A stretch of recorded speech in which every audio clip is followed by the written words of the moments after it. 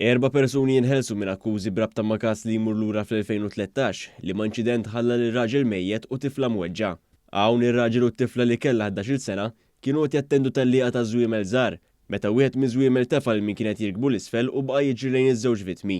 Il-qorti kkonkludiet li kien l-istess vittma u tifla li poġġew lilhom infushom fil-periklu hekk kif kienu qegħdin f'żona fejn mhux suppost kienu. L-4 persuni li nħelsu mill-akkużi huma r-raġel li kienet jirkeb iż-żiemel, l-organizzatur tat-tellieqa u żewġ uffiċjali li krew il-post għat-tellieqa. Tul is-snin fil-qorti nstema kif it-tellieqa mxiet ma' regolamenti kollha meħtieġa u kellha l-permessi wkoll. Dan filwaqt li nstema kif l-organizzatur kien ħaddem sabiex ikun hemm aktar uffiċjali tal-pulizija flimkien ma' ambulanza u tim mediku fuq il-post. Kien nstema wkoll kif il-vittma kienet ipoġġi fuq wieħed mill-barriers fuq it-trakka. Wara li ra l-evidenza kollha il-maġistrat ġew mifsud ikkonkluda li l-ebda mill-4 akkużati ma ġixxew b'mod perikolus u għalhekk ħelishom minn kull akkuża. Norman Buġejja ta' 61 sena tpoġġa taħt ordni ta' probation għal 3 snin wara li nstab ħati li 4 snin ilu mess 4 bniet taħt l-età u talabhom jagħmlu affarijiet sesswali miegħu. Il-każ seħħ f'dar fit-18 ta' Novembru tal-2018. Fil-qorti kienu xieħdu l-vittmi ta' dan ir-reat fejn waħda mit-tfajliet qalet li kienet ġiet f'Malta ftit xhur qabel ir-reat. Spjegat kif fir-residenza kienu jgħixu bniet u subien u kienu kun hemm ħaddiema fir-residenza bl-imputat ikun wieħed minnhom. Hija qalet li Buġejja kien jidħol fil-kamra tagħha kmieni filgħodu u joffrilha 50 euro għal pjaċiri sesswali. Spjegat kif kien ixejjer il-karta tal-flus u juri għall-parti tiegħu.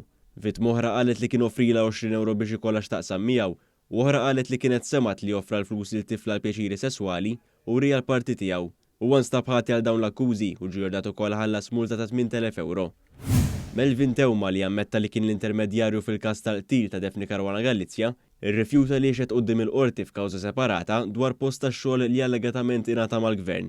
Tewma deher quddiem il-qorti bħala xhud f'kawża kontra 5 min nies li jinkludi l-ex Chief of Staff fl-uffiċċju tal-Prim Ministru Keith Schembri u n-negozjant Jurgen Fenech. U għażil li ma jiexitx wara li tqajjem dubju dwar jekk il-mafra presidenzjali li kien ingħata għall-irwol tiegħu fil-qtil ta' Caruana Galizia tkoprix dan il-każ ukoll. Id-difiża qalet li dak kollu li sqar Tewma qabel deher il-qorti brabta mal-inkjesta maġisterjali għandu jiġi rtirat. Il-qorti sospendiet is-seduta għal madwar siegħa u nofs sabiex il-prosekuzzjoni kollha ċans twieġeb. Meta komplit is-seduta, il-prosekuzzjoni qalet li dak li sqar Tewma ma jistax jiġi rtirat f'dan l-istadju.